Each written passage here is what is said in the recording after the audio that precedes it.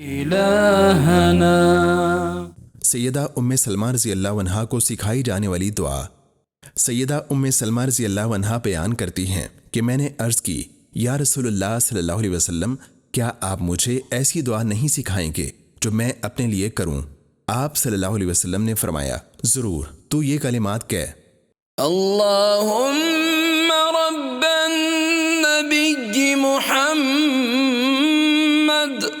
اغفر لي ذنبي وأذهب غيظ قلبي وأجرني من مضلات الفتن ما أحييتنا۔